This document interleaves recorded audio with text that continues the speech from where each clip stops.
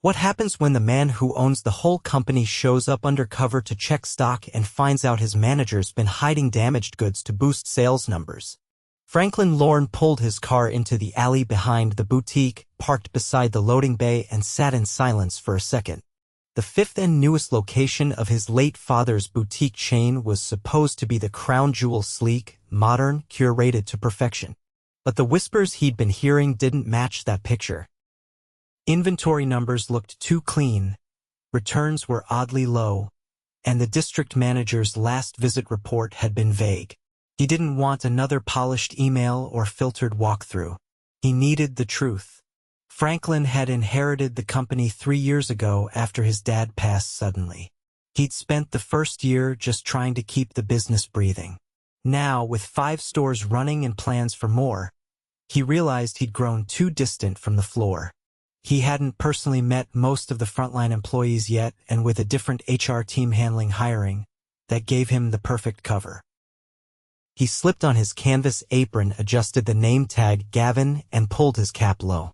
The HR temp agency had slotted him in as a stockroom trainee for a 2-week rotation. No one would suspect.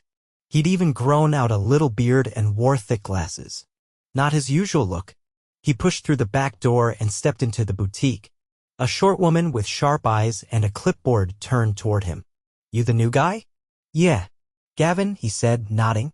"Julie, I'm the assistant manager. Let's get you clocked in." She didn't smile, didn't ask questions. Just typed something into the tablet and handed him a box cutter. "We unload around 10. Until then, start sorting the returns pile in the back. And don't mess up the tags."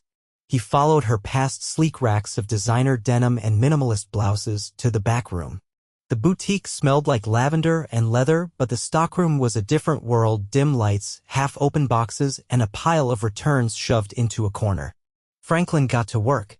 The first thing he noticed was odd. Several items marked good condition were clearly not. A blouse with a torn sleeve. A dress with a lipstick stain on the collar. Tags still on, but someone had tried to hide the damage. He held one up and turned to a girl folding scarves nearby. "Hey, is this supposed to go back on the floor?" The girl blinked. She looked about 20 with tired eyes and a name tag that read Jessica. She hesitated. "You probably shouldn't ask too loud." "Why?"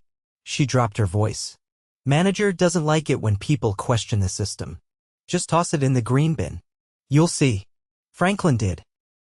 The green bin was marked ready for floor. He frowned, looked back at the ruined blouse, and set it aside.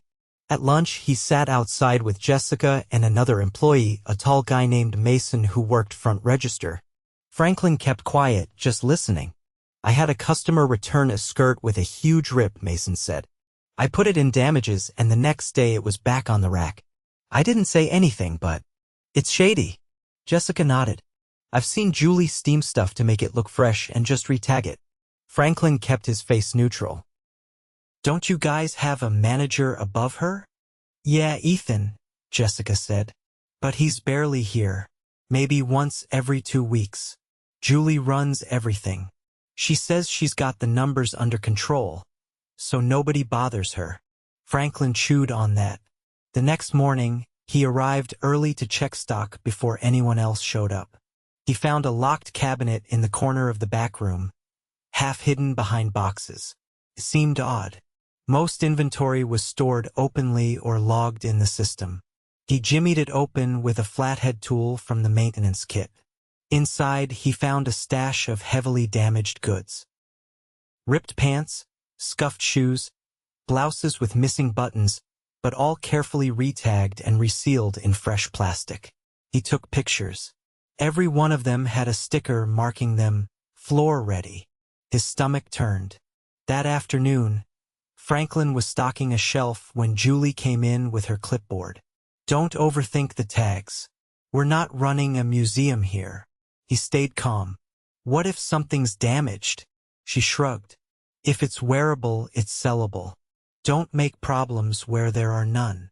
He looked her dead in the eye, but she didn't flinch. She thought he was just another temp. Later that week, a woman returned a jacket that had frayed cuffs. Julie took it from her, smiled, and offered store credit. As soon as the customer left, Julie turned around, steamed the cuffs, and passed it to Franklin. "Hang this in outerwear."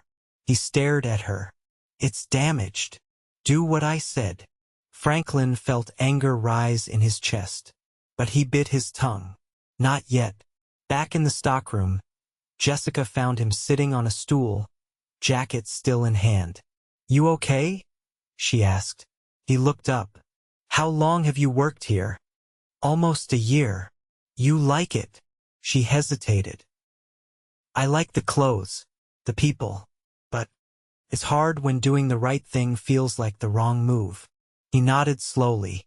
He knew exactly what she meant. Franklin left that night with a plan forming. He wasn't just going to call a meeting. He was going to set the truth loose and let the people see who was really running things. 2 days later, Franklin arrived early again, this time without the branded apron. He wore plain clothes and carried a paper grocery bag under his arm. Inside were 4 items he had quietly bought the day before, each one previously returned, each one marked as new, and each with a visible defect. A blouse with a missing button, a pair of sandals with frayed seams, a scarf with a faint stain, and a jacket with a split lining. He walked him through the front entrance as the boutique lights flickered on. Mason was setting up the register. Jessica was steaming a new line of cardigans. Neither of them recognized him at first. Franklin approached the counter and laid out the items one by one. "Morning," he said calmly. "I'd like to return these." Mason glanced up, his brow furrowed. "Did you wear them?" "No. All 4 were like this when I bought them yesterday." One had a security tag still stuck to the inside hem. Jessica looked over from her station. "That scarf," she started, then stopped, recognizing his voice. "Wait." Franklin raised a finger gently. "Not yet." Julie came out from the back room, tapping on her tablet. "Is there a problem?" Mason looked toward her. "He's returning these. Says they're defective." Julie didn't even examine them. "We don't take back worn merchandise." Franklin met her eyes. "They were sold damaged. All 4. I bought them yesterday." Julie's tone sharpened. "Do you have the receipt?" He pulled it from his back pocket, folded and clean. She made a point of inspecting each item like it was beneath her. "Well, they're not our responsibility once they leave the store." Franklin picked up the jacket and held it at eye level. The inner lining was completely torn from armpit to hem. "You sold this as new." Julie crossed her arms. "I didn't process this return, so I'm not responsible." Jessica stepped closer. "I remember this jacket. It came back last week. I put it in damages." Julie turned. "You're not paid to remember things. Step back." Franklin's voice was steady. "She doesn't need to step back. She's telling the truth." Julie narrowed her eyes. "Do you work here?" "I did," Franklin said, setting down the jacket. "But I actually own the company." The room froze. Mason stared. Jessica's hand slipped off the steamer handle. Julie blinked. Franklin opened his tote bag and pulled out the printed photos, the ones from the locked cabinet. He laid them on the counter, one after the other. Every piece in these photos was tagged floor ready and hidden in the back cabinet. "I found them myself. I also reviewed the camera logs from the last 3 weeks. You're tagged and reshelved close to 40 damaged items. That's not just a violation of policy, it's fraud." Julie's mouth opened, but no words came. "I've already contacted our legal team," Franklin continued. "You've been manipulating inventory numbers to maintain your monthly bonus quota. You've put customer safety at risk and intimidated staff into silence." Julie's voice was thin. "You can't prove intimidation." "I don't have to. I have your recorded conversations from this week. I gave HR authorization to pull audio from the floor mics yesterday. You told an employee to shut up and do what she's told after she flagged a torn dress." Jessica's face went pale. "You heard that?" Franklin nodded. "I heard everything." Julie tried to pivot. "Look, I was just trying to keep the store running. We're understaffed, and corporate doesn't support us." "No." Franklin cut her off. "You don't get to blame anyone. You made this choice. You chose to lie, to cut corners, and to treat your team like they were disposable. He turned to Mason and Jessica. You two have been honest, even when it wasn't safe to be. That matters. Julie took a slow step back. So what, you're firing me? Yes, Franklin replied. Effective immediately. You're not to touch the register, the back office, or the inventory system. Your access is revoked. You can leave now or wait for security. Julie stood frozen for a moment, then pulled her lanyard from around her neck and dropped it on the counter. She walked out without another word. Franklin watched her go, then turned to Mason. I need to make some calls. Until then, shut down all returns and pause restocking. Nothing goes out until every item is checked. Mason nodded. Got it. Jessica stepped forward hesitantly. Are we going to be okay? We will, Franklin said. But we have to be honest about how bad it's gotten. Later that afternoon, Franklin sat in the small break room with 3 other employees. 2 of them were part-time floor associates. 1 was a recent hire still in training. He had brought in sandwiches from the deli across the street, not to celebrate, but to open a line of conversation. I know there's been pressure, he said. Not just from Julie, but from the expectations set above her. I want to hear what's been happening. Not filtered, just the truth. One of the part-timers, a quiet young woman named Raina, spoke first. We were told not to report damaged returns. Julie said it would hurt the store's numbers. And if we did put things in damages, they'd just show up on the floor again. The new hire, Amir, nodded. She told me during onboarding that if I wanted to keep hours, I needed to focus on presentation over perfection. I thought that meant folding things neatly. Franklin leaned forward. Did anyone from HR ever follow up with you? No, Raina said. I tried once. Got an automated email. Nothing after. He made a note on his tablet. That's going to change. Over the next 2 days, Franklin worked alongside the staff. Not in the office. On the floor. He helped re-inventory every returned item, sorted through mislabeled stock, and sat in on customer interactions. They found over 60 additional items that had been reshelved despite obvious flaws. He also learned more about the team.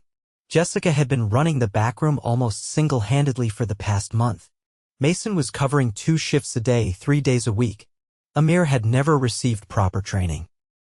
Raina was working full-time hours despite being listed as part-time with no benefits. Franklin didn't make promises. He took notes. He asked questions. And when a customer came in with a complaint, an allergic reaction to a blouse that had clearly been worn previously, he handled it personally, apologized, refunded in full, and offered a store credit. That evening, Franklin stayed late with Mason and Jessica to finish the audit. They sat on overturned stock crates, surrounded by empty racks and open boxes. Jessica finally asked, "Why'd you come undercover?" Franklin didn't answer right away. He looked around at the warehouse space, the scuffed floor tiles, the bins of damaged merchandise.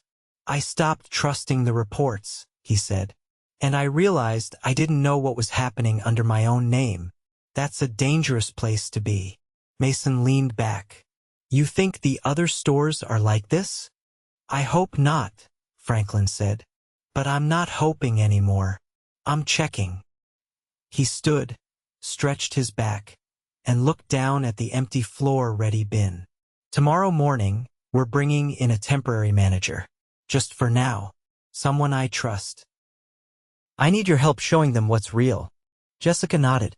We can do that. Franklin picked up his bag. Good. Because this place is worth fixing. But only if we do it together. He walked out into the cool night, the boutique quiet behind him, the door clicking shut. The temporary manager arrived just after opening the following day. Her name was Alina Singh, a regional compliance consultant who had worked with Franklin during a product recall 2 years earlier. She was sharp, soft-spoken, and had a way of asking questions that made people answer before realizing it. Franklin introduced her to the team without ceremony, just a simple explanation that she'd be overseeing daily operations for the next few weeks while he conducted a broader review across other locations. She didn't waste time. By noon, She'd already restructured the backroom layout to make damage assessments easier and had begun reviewing employee time logs. She asked Jessica to walk her through the return process step by step, then had Mason explain how markdowns were handled at the register. Neither explanation lined up with what was in the official procedure manuals, which Franklin had quietly pulled the night before. Alina sat down with Amir during his lunch break. When you started, she asked, were you shown the manual for safe tagging and garment sanitation? He shook his head. I was told to just copy what the others do. Did you ever receive any safety training? Fire exits, chemical use, anything like that? No. Julie said we didn't have time for that stuff. Alina's expression didn't shift, but she wrote something down in her notebook. Thank you for being honest. Franklin watched from the office window as she moved through the boutique with a quiet efficiency. He hadn't given her any specific instructions, and he didn't need to. She understood what was broken. The full picture was taking shape faster than he expected. That afternoon, a man in his early 50s walked in with a shopping bag clutched under his arm and a crease in his brow. He approached the register with hesitation. Mason greeted him with a nod. Hi, welcome. Can I help you find something? The man placed a pair of slacks on the counter. I bought these for my son's graduation. When he put them on this morning, the zipper was completely torn inside. He was embarrassed. We had to find something last minute. Franklin stepped forward. May I take a look? The man handed the slacks over without a word. Franklin turned them inside out and saw the tear clean, down the inner seam with clear signs it had been previously stitched and retagged. I'm really sorry this happened, Franklin said. Do you remember which associate helped you? No. But the woman behind the counter said all sales were final on discounted items. That's not true, Franklin said, handing the garment to Alina. We'll refund you fully and issue a store credit. This shouldn't have been sold in the first place. The man looked surprised. I wasn't expecting that. Thank you. Once he'd left, Franklin turned to Alina. Mark that item for investigation. I want to know who approved it for restocking. She nodded. Already flagged. It was scanned back in under Julie's login. Franklin exhaled slowly. How many more like this do you think there are? Dozens. Maybe more. It's not just mismanagement. It's calculated misrepresentation. By the end of the week, Alina had compiled a full report. It was worse than Franklin had anticipated. Over 70 items had been reshelved with defects. Nearly half of the staff had been pushed through onboarding without proper documentation. One part-time employee, Lucia, had clocked over 50 hours the previous week with no overtime pay. She hadn't spoken up because she was on a student visa and didn't want trouble. Franklin called her into the office privately. Lucia, he said, I reviewed your time cards. You've been working more than what your role allows. She shifted in her seat, clearly uncomfortable. I didn't know who to tell. Julie said it was fine as long as I didn't talk about it. You're not in trouble, he assured her. But I need you to be honest. Did she ever threaten your hours or say anything about your visa? Lucia nodded slowly. She said if I kept asking questions, I'd be replaced. That there were always people who wanted hours. Franklin didn't hesitate. Your pay will be corrected immediately, and you'll receive the overtime you're owed. But I also want to offer you a different position, operations assistant. It's part-time, but with fixed hours and proper training. You deserve better. Her eyes welled, but she held her voice steady. Thank you. He didn't say more, just opened the door and let her go back to work. After she left, he picked up his phone and called the labor compliance attorney he kept on retainer. That kind of manipulation needed to be documented and reported, not just fixed. Later that night, Franklin stayed behind with Alina to comb through the last of the digital logs. They sat across from each other in the tiny back office, screens glowing, silence heavy between them. Most of the fraud was done under Julie's ID, Alina said. But she didn't act alone. There's another login, Brendan. He only clocked in once every few weeks, but he approved multiple batch entries of returned items marked as new. Franklin frowned. I don't recognize that name. He wasn't listed on the staff sheet, but I traced his contact to the district-level assistant manager list. He was assigned here as an inventory auditor, but there's no record of him ever filing reports. Franklin leaned back in his chair. So someone above Julie knew. Or at least benefited. I'd say there's a strong chance. Want me to keep digging? No, Franklin said. I'll handle it directly. He sent a message from his private line to the head of regional oversight requesting a face-to-face meeting the following morning. Then he powered down his laptop and turned to Alina. You've done more in 5 days than I managed in 5 months. You gave me space to work, she said. That makes a difference. Franklin nodded. Let's finish what we started here. Then we'll move to the next store. The following morning, he met with the regional oversight lead in a neutral office space uptown. The man Martin Cole had held the role for nearly 6 years and wore the kind of practiced smile that didn't quite reach his eyes. Franklin didn't waste time. He laid out the printed logs, the photos, the audio transcripts, and the employee statements. Martin listened in silence until the last document was placed in front of him. I had no idea this was happening, Martin said, leaning back. If I had, I would have intervened. I don't believe that, Franklin said plainly. At best, you were negligent. At worst, complicit. Martin stiffened. That's a serious accusation. So are wage suppression, falsified inventory, and retaliatory scheduling. I'm not interested in protecting titles. I'm interested in fixing what's broken. What do you want? Your resignation. Effective today. If you refuse, I'll bring this to the board myself. Martin hesitated only a moment. Then he stood. You'll have it by close of business. Franklin didn't shake his hand. He just collected the documents and left. By the end of the week, upper management had been restructured. A new policy was issued requiring quarterly surprise audits at every location conducted by third-party compliance officers. Return procedures were revised with a new digital flagging system that sent alerts directly to HQ if a damaged item was re-entered into inventory. Back at the boutique, Franklin gathered the staff for a meeting on a quiet Thursday morning. No customers, no music, just the team and a circle of chairs in the middle of the sales floor. I can't undo what happened here, he said. But I can promise you this, the people who allowed it are gone. And the people who stood up, who did the right thing even when it cost them, that's who this place is built on now. He looked around the circle. Jessica, Mason, Lucia, Amir, Raina. New hires, seasoned hands, people who had shown up every day without recognition. There's a long way to go, he said. But we're not pretending anymore. We're rebuilding. Together. No one applauded. No one needed to. They just nodded and got to work. 2 weeks had passed since Franklin had revealed who he was. Since then, the boutique had changed in ways that were quiet but unmistakable. There was no dramatic ribbon cutting or glossy press release. Just small corrections, done carefully one by one.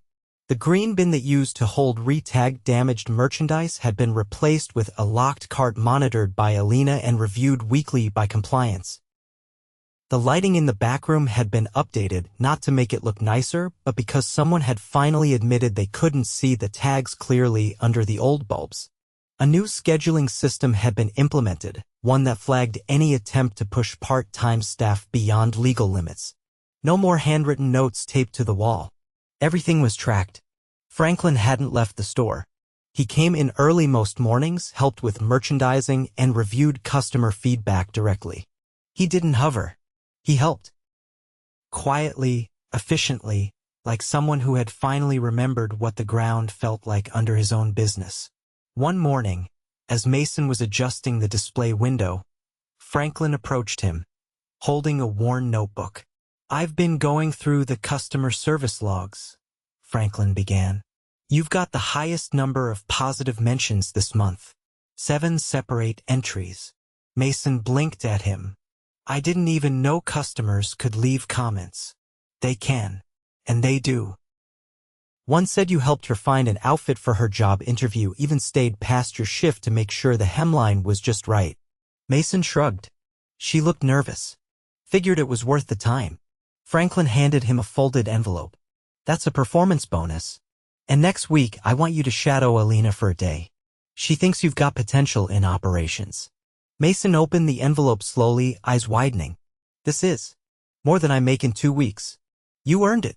Across the boutique, Jessica was restocking accessories when Alina approached her with a small tablet. "I need your help with something," Alina said. Jessica wiped her hands on her apron. "Sure. What's up?" "We're building out a new return tracking module that flags items by type of defect. I want you to test it. Pretend you're processing returns, tag them, and give feedback on how intuitive it feels." Jessica hesitated. "I've never done anything like that before." Alina held out the tablet. "Exactly why I want your input. You see things we don't." Jessica took the device and nodded. "Okay, I'll be honest." Alina smiled. "That's the entire point." Meanwhile, Franklin was back in the office reviewing supplier invoices when a short knock interrupted him. Raina stepped in, holding a clipboard and a stack of product sheets. "I found 10 items that were marked as received but never scanned into inventory," she said. "They match a shipment from 2 weeks ago." He accepted the sheets and looked through them. "Good catch. You know how to log a discrepancy report?" I asked Alina. "She showed me last night." Franklin leaned back. "How are your hours?" "Balanced," she said. "Still part-time, but I don't feel like I'm being stretched. Amir and I split most of the late shifts now. It works." He nodded. "Anything else you need?" She hesitated. "Actually, I'd like to learn more about how purchasing works. I've been double-checking SKUs and I think I could help prevent overstocking." Franklin raised an eyebrow. "You want to learn procurement?" "I just want to understand the system better." He pointed to a binder on the shelf behind him. "That's our last 2 quarters of supplier data. Take it home. If you still want to dive in next week, I'll schedule time with our buyer in Midtown." Raina's face lit up. "Really? No one grows unless they're given the tools." "You're asking the right questions." She left the office with the binder tucked under her arm. That evening, with the store closed and the lights dimmed, Franklin pulled chairs into a semicircle in the front lounge. He'd asked the core team to stay a little later. Not mandatory, just a request. Jessica, Mason, Raina, Amir, and Alina joined him. They sat casually, still in their aprons and work clothes, the air smelling faintly of cedar and fabric softener. "I want to talk about what's next," Franklin said. "Not just for the store, but for the company." He set a folder down in the middle of the circle. Inside were printouts from each of the other locations he'd quietly audited over the last 10 days. Some had issues, none as severe as the one they'd uncovered here. But the patterns were familiar: missing documentation, untrained staff, pressure to meet numbers that meant little. "My father built this business on trust," Franklin continued. "Somewhere along the way, we replaced that trust with reports.